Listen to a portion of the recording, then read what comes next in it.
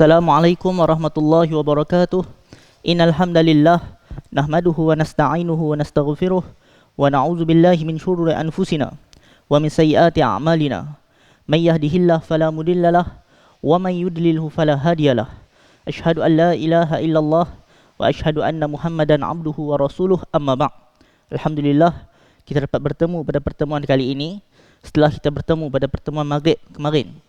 Jadi pada pertemuan kali ini kita akan membahaskan berkaitan sirah, iaitu berkaitan disebutkan Ghazwatul Raji', peperangan atau pertempuran Raji' yang mana berlaku pada zaman Nabi SAW. Yang pertama kita kena ketahui, sebelum ini seperti yang telah disebutkan, dia ada beza antara ghazwah dan juga sariyah.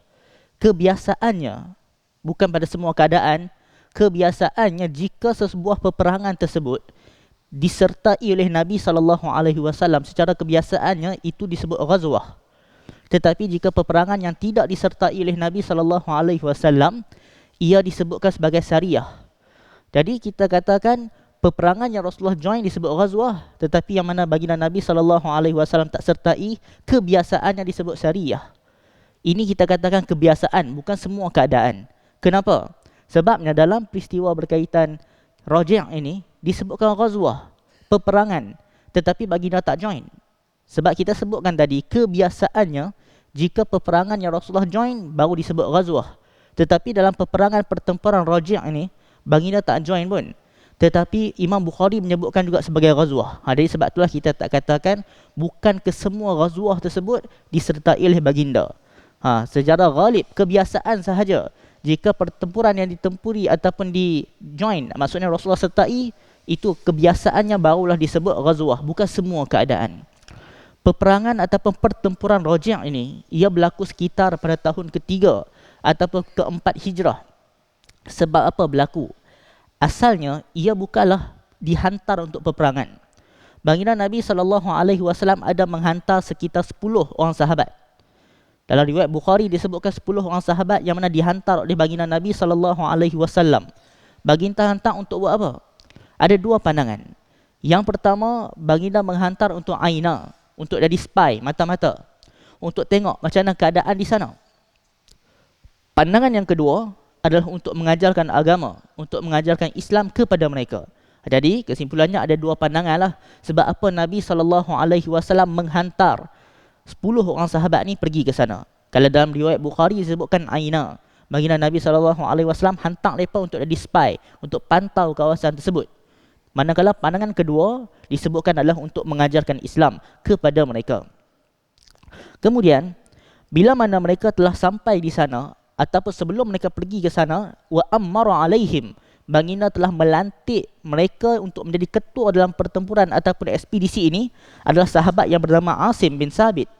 Rasulullah melantik Asim bin Sabit yang mana jadi ketua dalam pertempuran ini. Sebab itu kita sebutkan, contoh dalam keadaan permusafiran pun dianjurkan fal yu'ammir, untuk melantik salah seorang menjadi ketua kalau kita permusafiran mana-mana pun, walaupun bukan pertempuran. Contohnya kalau pergi mana-mana travel dengan kawan-kawan ke, maka disunnahkan untuk melantik salah seorang ketua dalam kalangan tersebut. Ini pertempuran ataupun kita katakan aina, lebih tempatnya dari spy. Dari spy pun telah tentulah mesti kena ada juga ketua. Maka Nabi SAW wa ammara alaihim, baginda melantik Asim bin Sabit untuk menjadi ketua dalam pertempuran ataupun kita katakan untuk aina, untuk jadi spy dalam ekspedisi ini. Seterusnya, bila mana mereka telah pergi baina Asfan wa Makkah, mereka sampai kat tempat yang mana tempat tersebut di antara kita katakan baina Asfan wa Makkah, di antara Asfan dan Makkah. Mereka sampai ke kawasan tersebut, maksud mereka masuk ke kawasan orang lain. Orang-orang kafir sedang ada orang masuk kat situ. Sama lah juga macam kita di negara kita ke, kalau ada yang mana benda lain masuk ke negara kita, maksudnya ada benda lain masuk ke ruang udara negara kita, maksudnya orang akan tahu, tentera akan tahu siapa yang masuk, mereka akan kesan. Pada zaman tersebut, pada zaman Nabi SAW, bila orang-orang kafir ni mereka rasa dapat kesan ada orang asing masuk, mereka pun cuba cari orang kafir ni. Sebab tentera Islam ataupun 10 orang sahabat dia dah masuk dah ke situ. Bila dia dah masuk dah, maka apa yang terjadi, orang-orang kafir ni pun mereka cuba ikut. Siapa yang masuk ni? Mereka tak apa tahu. Kemudian sehinggalah disebutkan Bani Lahyan ini, orang-orang kafir ni, mereka ikut sampailah mereka jumpa apa? Sampailah mereka menjumpa manzilan nazaluh, tempat yang mana orang-orang Islam ni 10 orang tadi tu mereka berehat. Maksudnya mereka pi ikut tempat mereka berehat. Kalau kita, contohnya kita bermusafir, kita mestilah akan berehat kat satu tempat. Nak makan ke apa ke, itu dilakukan sahabat. Bila mana sahabat dia pergi ke tempat tersebut, mereka pilah rehat untuk buat apa-apa, untuk makan ke apa, dalam keadaan itu mereka tak kemaskan balik tempat mereka makan itu. Apa buktinya? Buktinya adalah dari riwayat ni disebutkan orang-orang kafir jumpa fawajadu fihi nawa tamrin tazawwaduhu minal Madinah, iaitu orang kafir mereka jumpa tamar, dan tamar ni adalah tamar Madinah. Kita tahu tamar, kita katakan pada zaman tersebut ada banyak jenis tamar. Kita tahu ada kurma ajwah dan lain-lain. Tapi kalau kurma, kita katakan kurma ajwah itu adalah kita tahu daripada Madinah. Orang Arab waktu tu mereka tengok kurma ni, mereka tahu dah ini kurma Madinah, ini ajwah. Sama lah juga macam orang Penang pun. Kalau mereka, saya tengok lah kat grup Facebook ke, grup nasi kanak, mereka dapat tahu ni nasi kanak macam mana. Maksudnya kalau orang Penang dia tahu lah macam mana. Kalau orang Perlis ke, dia tahu ini buah ni harum manis ke, ori ke bukan. Harum manis yang betul ke, ataupun orang letak je nama harum manis. Maksudnya sekali tengok dapat tahu. Sama juga orang-orang Arab dulu ni. Mereka tengok kurma tamar, mereka tahu dah ini ajwah ke bukan. Ini daripada mana. Jadi mereka tengok, mereka kata ini adalah daripada Madinah, minal Madinah, tamar Madinah. Maka mereka tahu, oh tentera Islam yang masuk tempat kita ni, orang Islam yang masuk ni. Maka bila mana mereka tahu, ataupun sebelum itu, sebelum mereka tahu lagi tentera Islam yang masuk, mereka dah hantar berapa orang pergi. Orang kafir menghantar 100 orang. Disebutkan 100 orang dalam satu riwayat, 100 orang ramin, iaitu 100 orang tentera berpanah. Itu dihantar oleh orang kafir. Dalam riwayat Bukhari, 100 orang ramin, tentera berpanah yang mana pergi untuk kejar. Sedangkan kita sebutkan tadi, orang Islam berapa orang dia? 10 orang dia. Yang pergi kejar berapa orang? 100 orang tentera berpanah. Dalam riwayat yang lain disebutkan mi'atan, disebutkan sehingga 200 orang. Macam mana kita nak faham ni?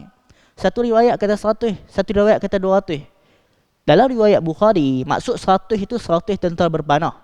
Riwayat yang lain sebut 200.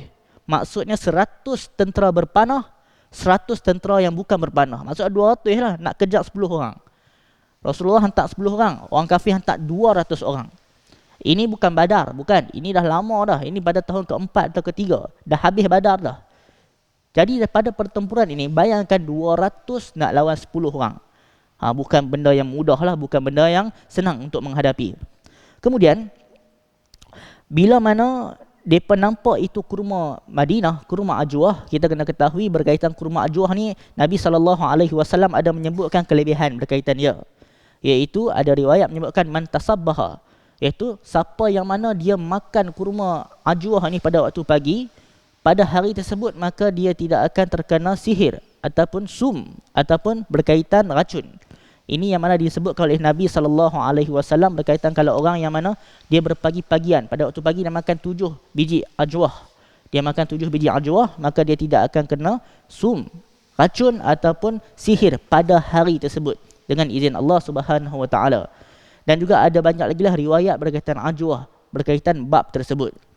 Itu adalah yang mana kita katakan, yang mana Nabi SAW sendiri menyebutkan fadilat berkaitan hal tersebut. Okey, sekarang kita tengok pula pada pertemuan ataupun bila mana mereka nampak kesan tamar itu, mereka pun kesan ataupun cari asar, kesan ataupun di mana jalan. Orang Islam ni jalan mesti ada kesan, ataupun tapak kaki kuda ke unta ke ada kesan. Jadi sebab itu, dalam peperangan, dalam apa-apa benda, pentingnya strategi. Penting strategi. Tentera Islam ataupun kita katakan lebih tepatnya, ketika itu, ekspedisi itu yang 10 orang ini, mereka ini tidak menghilangkan jejak. Kalau kita tengok dalam peristiwa hijrah Nabi SAW daripada Makkah ke Madinah, baginda ada strategi. Sebab itu bila mana dalam keadaan ke Makkah daripada Makkah ke Madinah tersebut, keluarga Abu Bakar banyak jasa dia. Kita tengok jasa keluarga Abu Bakar dalam hijrah. Asma, anak Abu Bakar, hantar makanan. Abdullah, anak Abu Bakar, jadi spy, bagi maklumat dekat Nabi SAW dan Abu Bakar. Amir bin Fuhairah ni bukan anak Abu Bakar, tapi dia hamba yang dibebaskan oleh Abu Bakar. Dia buat apa Amir bin Fuhairah ni? Tugas dia waktu peristiwa hijrah, menghapuskan jejak kesan. Menghapuskan kesan jejak Nabi SAW dan Abu Bakar. Jadi kita nampak ada strategi tertentu.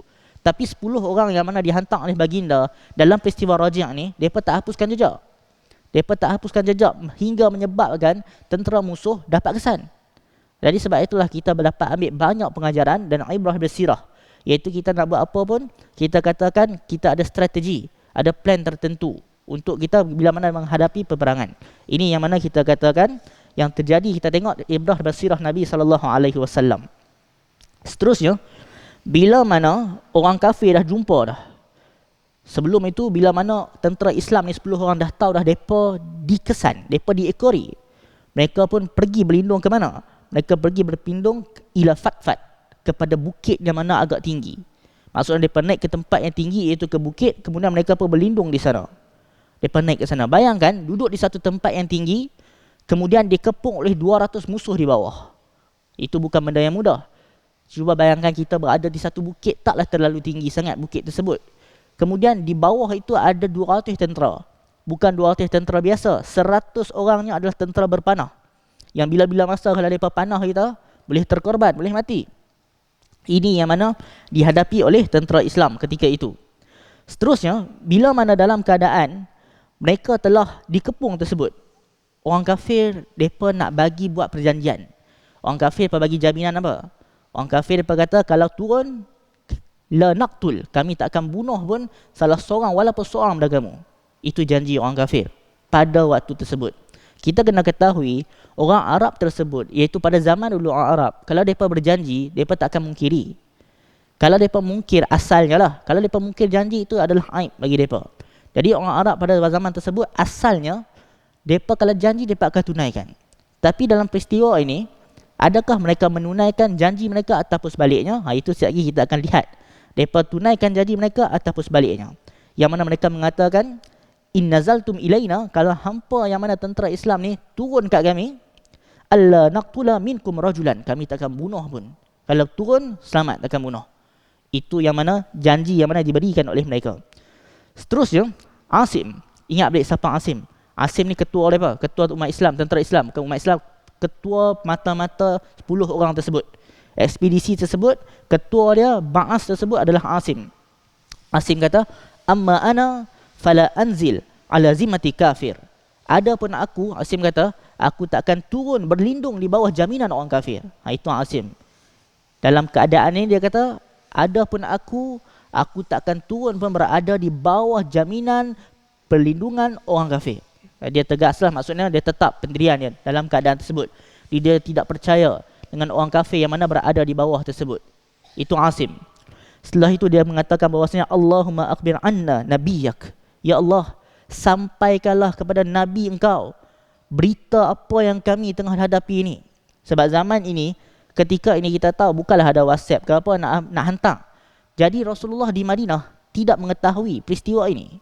Jadi sebab itulah Asim dia kata, Allahumma, ya Allah, sampaikanlah kepada Nabi engkau tentang apa yang kami hadapi di sini. Maksudnya keadaan yang genting, yang mana keadaan yang dahsyat ketika ini. 10 nak lawan 200. Sebab itulah Asim dia sehinggakan menyebutkan begitu. Dia minta, ya Allah, sampaikanlah kepada Nabi engkau berita ini. Maksudnya nanti mintalah supaya apa? Rasulullah hantar bantuan ke apa-apa. Itu berkaitan hal tersebut. Jadi dalam keadaan genting, Asim dia minta kepada Allah Subhanahu Wa Taala. Dalam keadaan ini dengar dia sebut Allahumma, ya Allah, dia minta kepada Allah Subhanahu Wa Taala supaya sampaikan berita ini kepada baginda. Untuk apa? Supaya hantar bantuan dan lain-lain lah berkaitan hal tersebut. Seterusnya, bila mana dalam keadaan ini, mereka pun bertempur. Mereka pun lawan antara tentera Islam dan tentera kafir ketika ini. Bila mereka lawan, akhirnya terkorbanlah Asim. Asim terkorban. Ketua mereka yang mana dia kata tadi, amma ana fala anzil ala zimmati kafir, yang aku takkan turun berada di bawah jaminan orang kafir. Dia pun meninggal dunia. Termasuk 7 orang sahabat. Jadi kita sahabat tadi berapa? Semua 10. Meninggal 7. Tinggal berapa lagi? 3 lagi tinggal. Yang 3 yang tinggal ni salah seorang adalah Khubaib, kemudian adalah Zaid, dan juga yang ketiga nama Abdullah. 3 orang sahabat ni yang masih tinggal. 7 orang lagi terkorban kerana terkena panahan. Dipanah oleh musuh di bawah. Sebab kita sebutkan musuh dah 200, 100 daripada dia adalah tentera berpanah.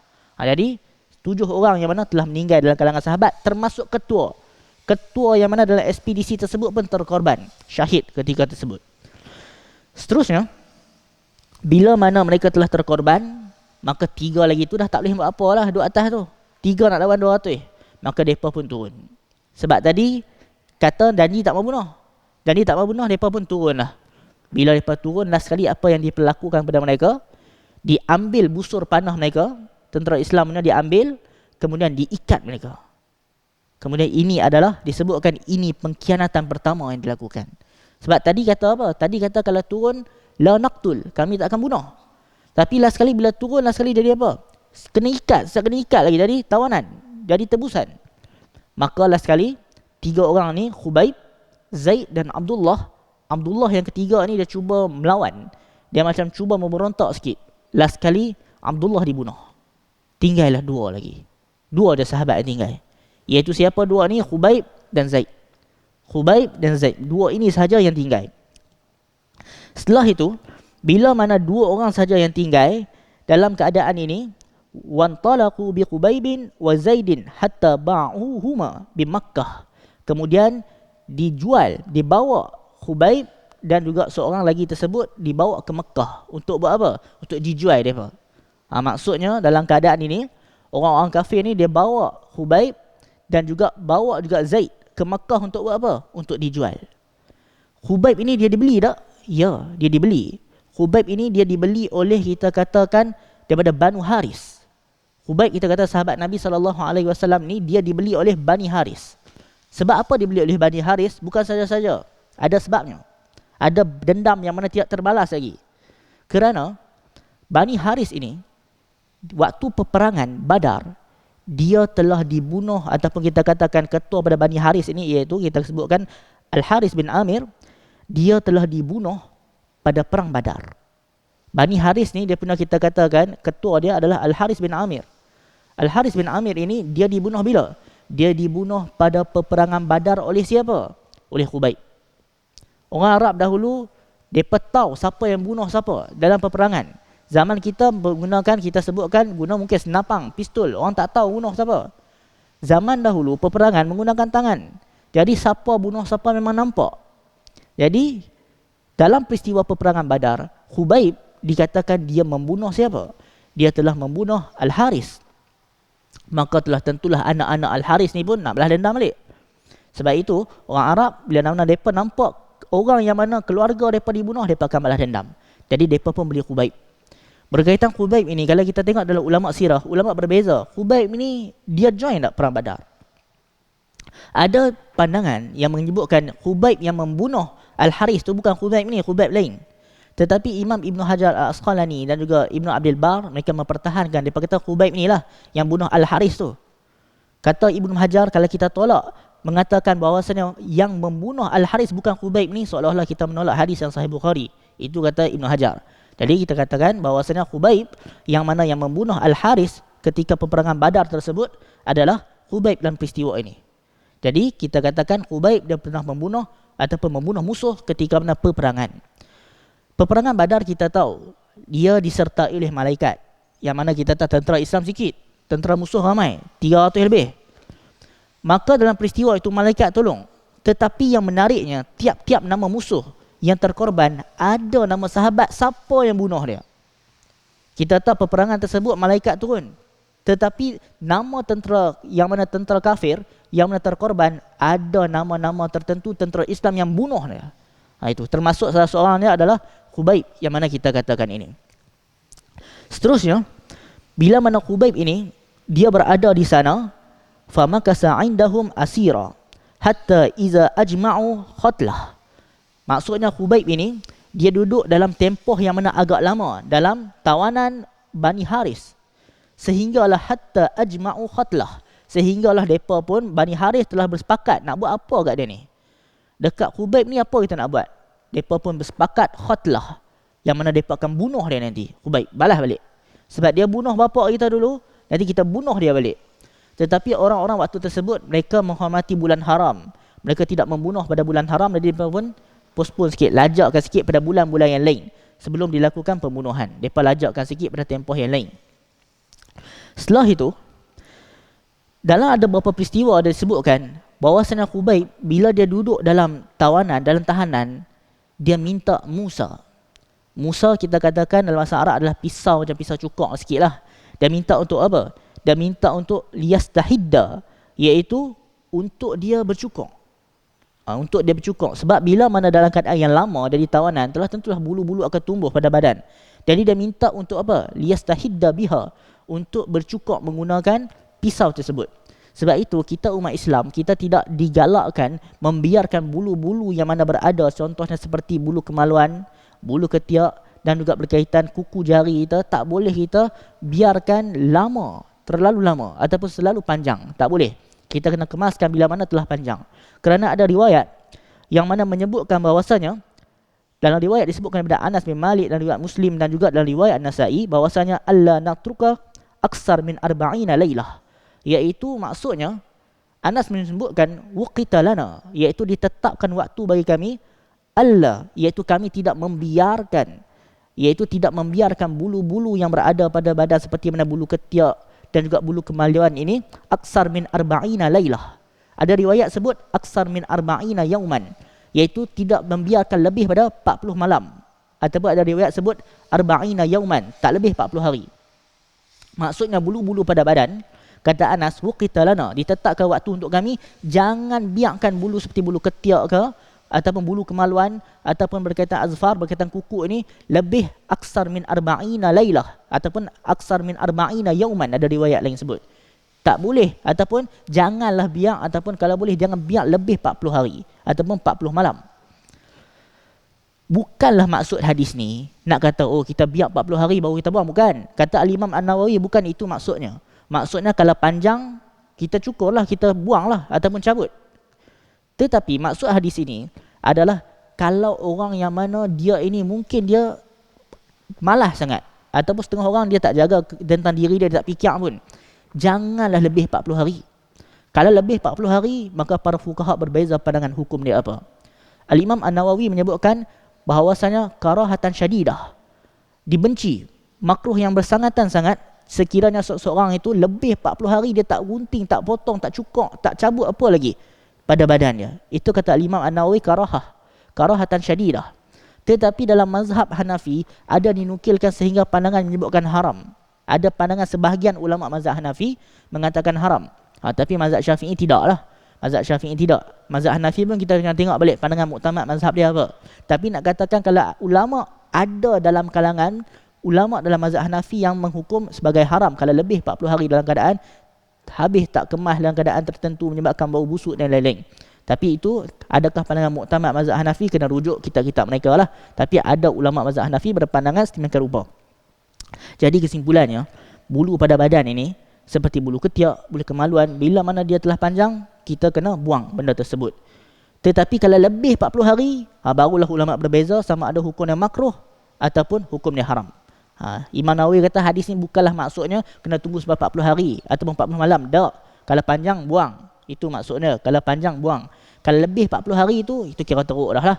Jadi sebab itulah kita tengok Khubayb, walaupun dia ini nak kena bunuh, dia ni dah nak meninggal dunia, dia sempat lagi untuk minta Musa pisau cukok untuk apa? Liyastahidda biha, untuk dia bercukok, membersihkan, mengemaskan diri dia sebelum mana dia menghadapi kematian. Itu kita tengok bagaimana sahabat Nabi SAW sebelum mana dia meninggal dunia. Seterusnya, bila mana dia minta untuk pinjam tersebut, dia pun ambil lah pisau cukok. Kemudian diceritakan bahawasanya anak Al-Haris ni, anak perempuan dia ni ada anak. Okey, Al-Haris ada anak perempuan. Anak perempuan Al-Haris ni dia ada anak pula. Kemudian disebutkan faghafaltu. Anak perempuan ni adalah perempuan tersebut. Aku lalai. Faghafaltu an sabiyyin li. Aku lalai terhadap anak aku. Dia ada anak kecil lah, sabi. Sabi itu budak kecil kita katakan. Perempuan ni dia ada anak kecil. Kemudian anak dia ini dia tak perasan. Faghafaltu, aku lalai. Anak aku masuk ke dalam bilik tahanan tu, pi kat Khubayb. Dan dalam keadaan Khubayb sebelah tangan dia pegang pisau. Kemudian anak aku pergi kat dia. Cuba bayangkan kalau orang yang mana kita nampak kita ada seorang tahanan tertentu. Kemudian apa terjadi pada tahanan tersebut? Tahanan tersebut ada pisau kat tangan dia. Kemudian anak pula pergi masuk dalam tu. Mestilah kita akan rasa apa? Kita pun akan, dia tahanan. Kalau benda tu jadi kat kita lah. Contohnya, kalau kita dia tahanan, pisau kat sebelah tangan. Lepas tu anak musuh pula mai. Itu mungkin kita kata, boleh kita buat. Mungkin kalau kita ni jahat, kita akan kata ini adalah ugut, kita tukar balik. Kalau bebaskan aku bebaskan tu. Kalau kita jahat lah berkata hal tersebut. Tapi Khubayb tidak. Khubayb, bila mana budak tu mai sini, apa dia buat? Kita tengok di sini. Disebutkan Khubayb bila dia nampak pada wajah mak budak tersebut, nampak berlain dah, nampak macam muka berubah. Siapa tak berubah? Sebelah ada pisau, sebelah lagi budak mai. Khubayb pun dia kata, atakshaina an aqtulah? Engkau takut ke aku akan bunuh dia? Khubayb dia cabang kat mak dia. Dia tanya, engkau takut aku nak bunuh dia ke? Sebab Khubayb disebutkan dia ambil budak tersebut, dia letak ke dekat paha dia, kat riba dia. Khubayb ambil, dia letak kat riba dia. Dia ambil bukan dia nak buat kekasaran, tak. Dia buat elok-elok lah, jaga budak sebagai elok-elok. Kemudian disebutkan, dia tanya tadi, atakshain an aqtulah? Engkau takut ke aku akan bunuh dia nanti? Dia jaya dengan elok. Dia tanya dengan elok. Kemudian Khubayb kata, ma kuntu li'af'ala zaki insya-Allah. Jangan risau, aku tak akan buat benda-benda macam tu. Khubayb dia ada ruang dan peluang untuk dia ugut ataupun buat pertukaran. Bebaskan aku, baru aku bebaskan budak ni. Dia ada ruang, tapi dia tak buat. Kerana kita tidak dianjurkan untuk melakukan benda-benda yang mana kita katakan menyakiti budak. Terutamanya budak, kita tak boleh untuk mencederakan dia. Kerana dia tidak bersalah dalam ketika tersebut. Ini dalam keadaan Khubayb, kita katakan waktu tersebut perempuan tu masih kafir. Sebab last kali nanti kita akan tengok orang-orang yang berada dalam peristiwa ni, ada yang masuk Islam, ada yang beriman nanti. Satu hari nanti orang-orang terlibat dalam peristiwa Khubayb, yang mana dalam perancangan nak bunuh Khubayb, ada yang mana beriman pada satu hari nanti. Okey, yang seterusnya, ada hadis yang mana kita katakan la yahillu li muslim ayurawwi'a musliman. Iaitu Nabi SAW menyebutkan bahawasanya tidak halal bagi seorang muslim ini ayurawwi'a musliman, untuk menakutkan orang muslim. Dalam peristiwa tadi itu, perempuan tu masih kafir, tak muslim lagi. Ini kita katakanlah kalau kita sesama muslim. Kita sesama muslim, kita tak boleh untuk kita menakutkan kawan kita, saudara kita. Tak boleh dalam keadaan macam tu. Dalam apa-apa benda kita buat berkaitan apa-apa benda, contoh kita sorokkan dia punya barang, buat prank. Kita prank dia. Kan sekarang ni budaya prank makin menjadi-jadi. Contohnya ada prank tertentu kita tengok di radio-radio tertentu, ataupun kita prank kawan kita ke apa, sehingga menyebabkan dia rasa cemas. Kadang-kadang berlaku di mana-mana tempat. Contohnya kita sorokkan kunci kereta dia. Dia nak balik rumah, kawan office sorokkan kunci kereta. Kita tak tahu, mungkin dia ada emergency nak balik, dia ada masalah, dia ada segera kena buat benda tertentu, nak ambil anak kat sekolah ke, tapi kita nak prank dia, kita sorok kunci kereta dia. Dia pun kalut. Dia fikir, anak aku tak ambil lagi ni kat sekolah. Kita dok prank dia benda-benda mengarut macam tu. Jadi sebab itulah Nabi SAW menyebutkan la yahilu li muslim ayurawwi'a musliman atau kama qala, tidak halal bagi seorang muslim itu, bagi seseorang itu, dia menakutkan ataupun dia menyebabkan muslim yang lain cemas. Tak boleh untuk kita mencemaskan ayurawwi'a musliman, untuk kita bagi orang tu rasa macam tak sedap hati, rasa macam keluh kesah, rasa macam derita, rasa macam dia macam rasa sikit-sikit takut berkaitan hal tersebut, mencemaskan. Tak boleh dalam keadaan tersebut. Jadi sebab itulah kita jangan buat prank, duk sorok kunci kereta kawan ke, ataupun kita buat benda bukan-bukan kan, benda tersebut termasuk benda yang dilarang oleh Nabi SAW. Kita tengok Khubayb, walaupun dekat orang kafir tadi, dia tidak melakukan benda tersebut. Hakikatnya, kalau untuk dalam keadaan ni, mungkinlah ada ruang untuk dia buat, tapi dia tidak buat pun. Ini dalam keadaan orang kafir. Tapi kalau dalam keadaan muslim, itu lebih dituntut. Dalam kalangan orang kafir, kita akan tengok kadang-kadang berkaitan hal antara orang muslim, hukum antara orang muslim dan kafir berbeza sikit. Contoh dalam bab mempertahankan diri. Kalau dengan orang Islam, dengan orang kafir serang kita, dia hukum berbeza. Contohnya, kalau orang kafir serang kita, dengan orang Muslim serang kita, ada dua hukum berbeza sebenarnya berkaitan hal tersebut. Nanti kalau bab berkaitan fiqh sial, dalam masalah fiqh dia ada namanya fiqh sial, sod. Bukannya sial kita faham sebenarnya ni, fiqh sial. Itu maksudnya adalah fiqh berkaitan mempertahankan diri. Kerana, contohnya, kalau ada orang kafir nak bunuh kita, dengan orang Muslim, ataupun adik-beradik nak bunuh kita, mak ayah nak bunuh kita, dua hukum berbeza berkaitan hal tersebut. Yang mana wajib pertahankan diri, yang mana sebaliknya. Nanti berkaitan hal tersebut kita sampai bab fiqh sosial, kita akan bahaskan. Berkaitan contohnya kalau pencuri masuk rumah kita, Ada hukum tertentu. Contohnya pencuri nak membahayakan nyawa kita, nak membahayakan nyawa keluarga kita, sehingga nak mengancam nyawa kita dan nyawa keluarga. Maka bukan kita tengok saja. Bukan kita biar, tak apalah, bunuhlah keluarga, bunuhlah isteri, bunuhlah anak. Tak, bukan. Dia ada hukum tertentu berkaitan hal tersebut. Jika dia nak merampas harta kita sehingga nak mencederakan nyawa kita dan juga nyawa isteri, nyawa anak, nyawa kita, katakan orang-orang di bawah jagaan kita, maka kena pertahankan diri. Sehingga kan Nabi SAW menyebutkan, man qutila duna malihi fahuwa syahid, atau kama qala. Siapa yang mana dia terkorban disebabkan dia mempertahankan hartanya, fahuwa syahid, maka dia dianggap, dikira sebagai syahid. Tapi kita tahu syahid ada banyak kategori. Ada syahid ma'rakah, syahid peperangan dan lain. Tapi syahid di sini bukan syahid pertempuran lah. Dia syahid yang lain. Tapi nak katakan kalau kita mempertahankan diri ini, ada berkaitan hukum hakam tertentu berkaitannya. Jadi kita akan sebutkan nanti bila kita telah sampai dalam bab tersebut. Kita sambung kepada kisah yang mana Khubayb tadi. Bila mana dalam keadaan tersebut, anak Al-Haris ni, dia nampak Khubayb layan baik anak dia. Apa yang mana disebutkan oleh perempuan tadi tu. Bila dia beriman nanti, dia sebut apa? Dia cerita kisah ni. Sebab tu, kita tak, mesti kita pelik sikit awal. Kisah ni diceritakan oleh perempuan ni waktu ni dah kafir. Macam mana boleh riwayatkan cerita ni? Dia beriman nanti. Dia beriman, dia cerita waktu tu. Disebutkan, ma ra'aitu asiran khattu khairan min Khubayb. Perempuan ni kata, aku tak pernah jumpa pun tahanan khairan min Khubayb, yang lebih baik akhlak dia daripada Khubayb. Khubayb walaupun dalam tahanan, dia tak memberontak ketika itu. Dia tak memberontak. Laqad ra'aituhu ya'kulu min qitfi ainam. Aku pernah nampak Khubayb ni, dia makan ainam, dia makan anggur. Yang mana anggur buah tersebut, yang buah itu tak ada pun kat Mekah. Bayangkan Khubayb ni, dia duduk dalam bilik tahanan. Dia tahanan. Dia pernah nampak dia makan ainam. Dia makan, kita katakan anggur, buah yang mana buah tu tak ada pun kat Mekah. Dalam keadaan apa? Dalam keadaan pula la musaqun fil hadid, yang dalam keadaan tangannya pula kena gari, kena rantai dengan hadid, dengan besi. Bayangkan orang duduk dalam bilik, contoh kita katakan orang dalam penjara, kemudian dirantai pula, tiba-tiba dia dapat makanan yang mana makanan tersebut tak ada kat Mekah. Senang ceritalah, nak bagi senang faham.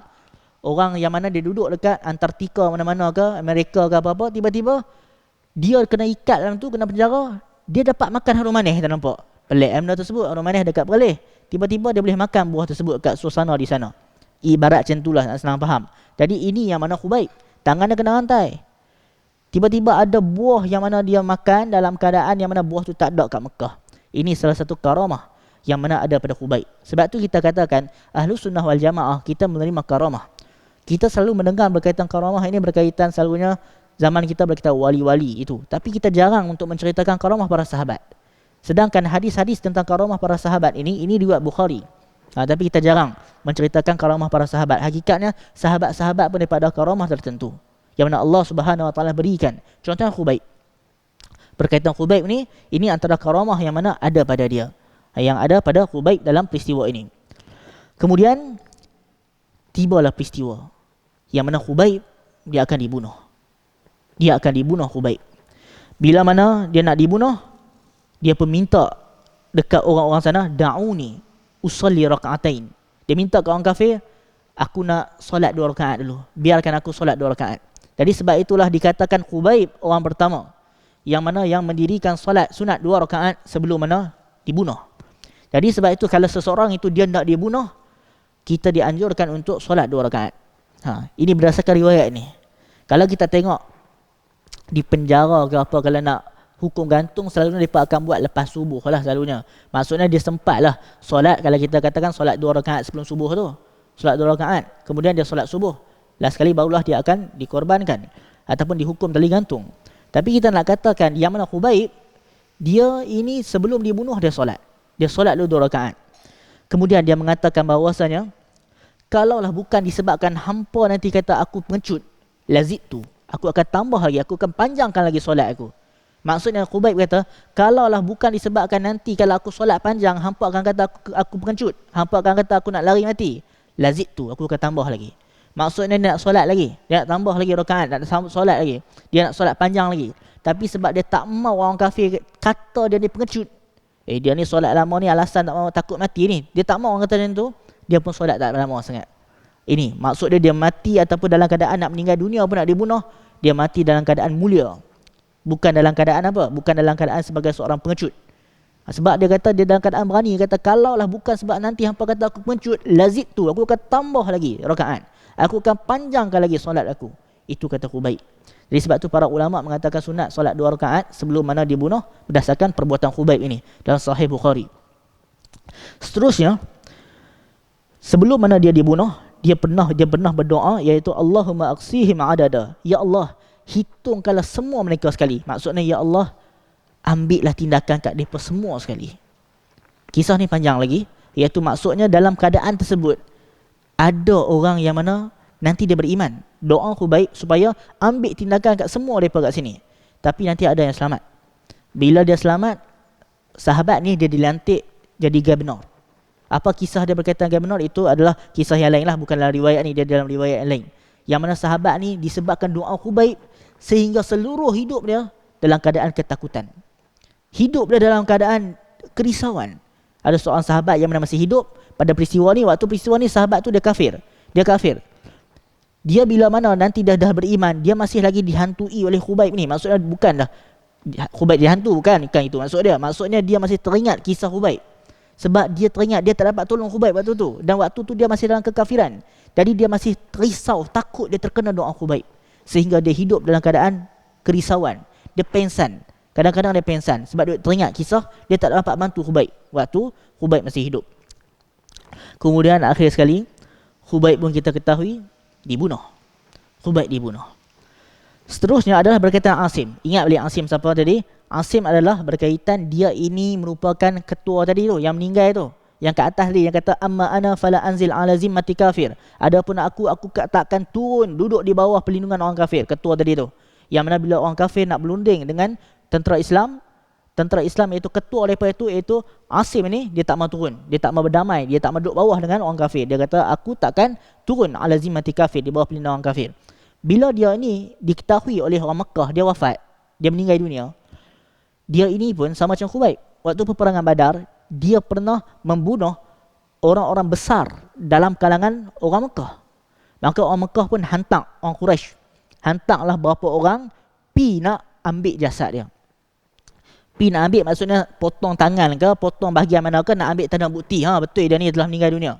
Sebab orang pada zaman itu, mereka nak tahu, nak confirm betul ke dia ni meninggal dunia. Jadi nak bukti. Jadi mereka nak pilih orang Quraisy hantar, nak ambil potong bahagian dia, badan dia. Kemudian Allah Subhanahu Wa Taala menghantar zullah minad dabri, iaitu menghantar tebuan ataupun menghantar kita katakan serangga tertentu ataupun lebah ataupun tebuan yang mana lebih kurang macam itulah untuk melindungi jasad kita katakan Asim ini. Yang mana dilindungi kita katakan yang dengan tebuan ataupun lebah itu bukanlah berkaitan Khubayb tapi berkaitan Asim. Allah hantar benda tersebut, disebutkan dalam riwayat Bukhari, Allah hantar berkaitan hal tersebut untuk melindungi jasad dia daripada dipotong, daripada dibunuh, daripada diseksa oleh Quraisy. Ini kita katakan karamah yang Allah berikan pada para sahabat. Kisah-kisah yang mana perlu kita sebarkan oleh karamah para sahabat. Itu yang lebih utama sebab itu berdasarkan hadis-hadis yang sahih dari riwayat Bukhari yang mana menceritakan tentang hal-hal tersebut. Ini kisah yang mana kita katakan dalam Ghazwatul Raji', dalam pertempuran Raji', yang asalnya Rasulullah bukan hantar untuk mereka pergi perang, tapi hantar untuk jadi apa? Untuk jadi aina, untuk jadi mata-mata. Tetapi takdir Allah Subhanahu Wa Taala berlaku peperangan pada ketika tersebut. Jadi sebab itulah dalam kisah ini saja kita dapat tengok banyak pengajaran yang mana kita dapat ambil. Salah satunya adalah seperti mana kita sebutkan tadi, perlunya strategi yang mana, strategi yang mantap, strategi tertentu ketika mana dalam apa-apa kita nak buat. Contohnya tadi kita tengok mereka ini tidak menghilangkan kesan bukti ataupun tidak menghilangkan jejak mereka sehingga mereka diikari. Sedangkan Rasulullah dan para sahabat seperti Abu Bakar, mereka ada Amir bin Fuhairah yang menghilangkan jejak mereka. Jadi sebab itulah pengajaran yang banyak kita dapat ambil dan belajar daripada kisah yang mana kita sebutkan ini. InsyaAllah kita bertemu pula pada pertemuan akan datang. Kita telah settle berkaitan kisah ini. Cuma masih ada lagi berkaitan kisah yang mana kita katakan sahabat yang mana seorang lagi yang masih hidup pada waktu yang lain tersebut. InsyaAllah saya buka kepada sesi soal jawab. Assalamualaikum warahmatullahi wabarakatuh.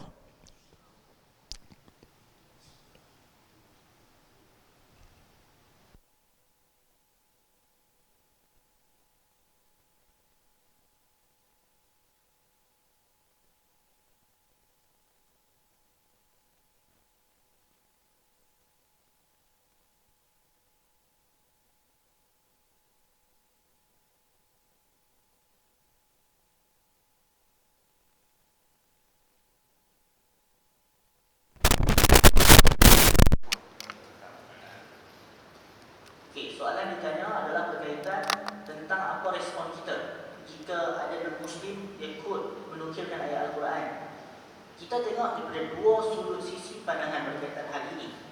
Jika yang mana contoh, kalau ada anak Muslim, dia nampak kita melakukan benda yang tidak elok.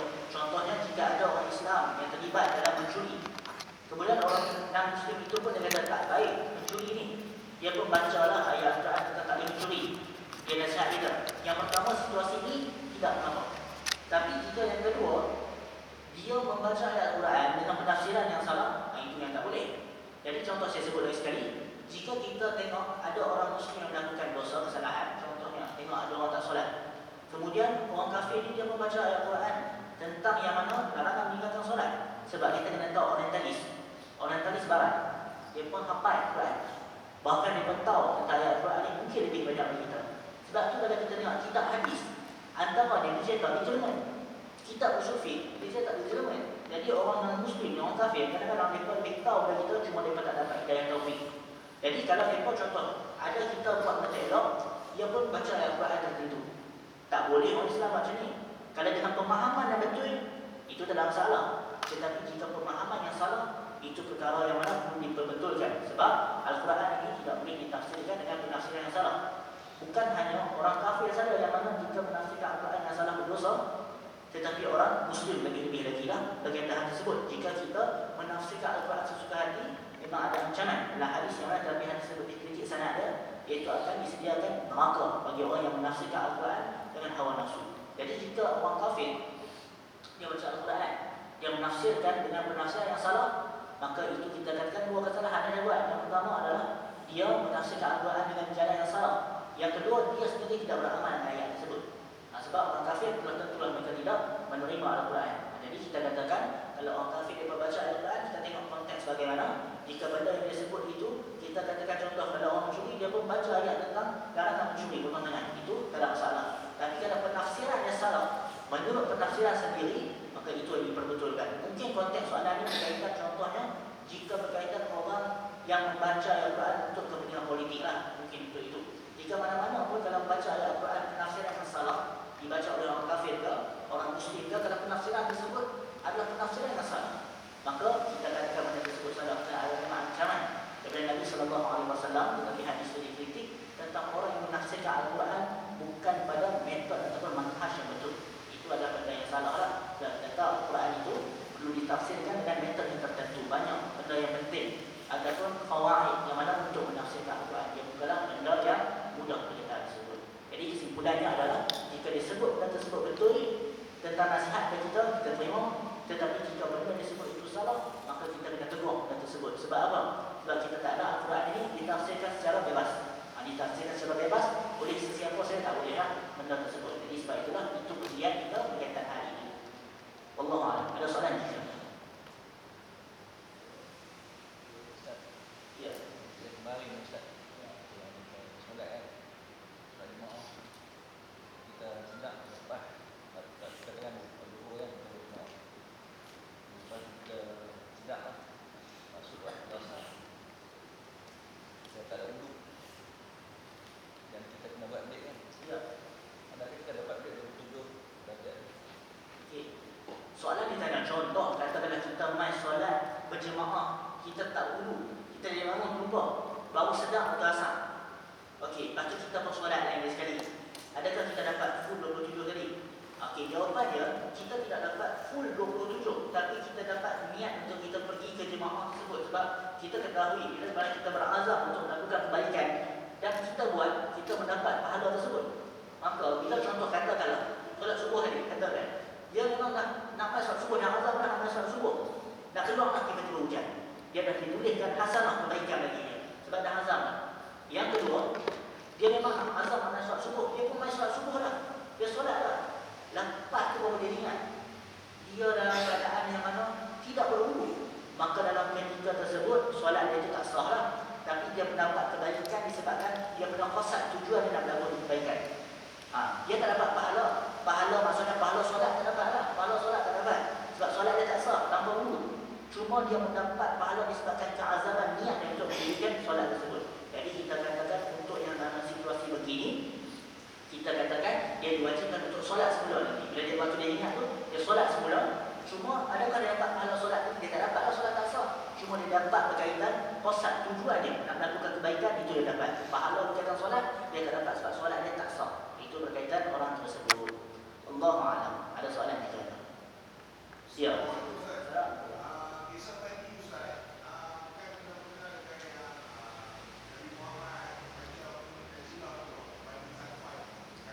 Okey, Imam Bukhari dia letak bab dalam Sahih Bukhari, dia letak bab yang sekali, iaitu dia letak bab ghazawatul rajim, kemudian disebut wazakwat dan kisah zakwat. Tetapi para ulama menilai bahawasanya itu merupakan dua kisah yang berbeza. Itu dua kisah yang berbeza. Memang kalau kita lihat Sahih Bukhari, Imam Bukhari waktu letak turjamatul bab tersebut, dia letak bab ghazawatul rajim, bab rajim sekali dengan zakwat dalam satu. Tapi bila dilihat semula, itu merupakan dua kisah yang berbeza. Tapi Imam Bukhari memang letak bab sekali. Sebab kisah berkaitan Hudud Nazilah tersebut, sahabat yang mana mereka pergi untuk kita katakan mengajar. Tapi dalam kisah ini, bangsa Rasulullah SAW Aina disebutkan. Rasulullah hantar tentera yang mana orang untuk jadi mata-mata, bukan mengajar. Jadi dia merupakan dua kisah yang berbeza lah, antara kisah Rajim dan juga berkaitan yang Hudud Nazilah tadi tentang zakuan tu. Tapi memang diletakkan Imam Bukhari dalam tajuk yang sama. Sebab itu hampir menirukan orang yang mungkin kita anggap itu peristiwa sama. Sebab dia tajuk yang sama diletakkan oleh Imam Bukhari dalam bab ini. Wallahualam. Ada soalan? Itu. Jika tak ada, insyaAllah kita bersurai pada pertemuan hari ini, yang mana kita telah jumpa semalam dan hari ini. Semalam kita membahaskan bab berkaitan hadis ahkam, dan hari ini kita membahaskan berkaitan sirah. Semoga kita mendapat manfaat pada pertemuan ini. Assalamualaikum warahmatullahi wabarakatuh.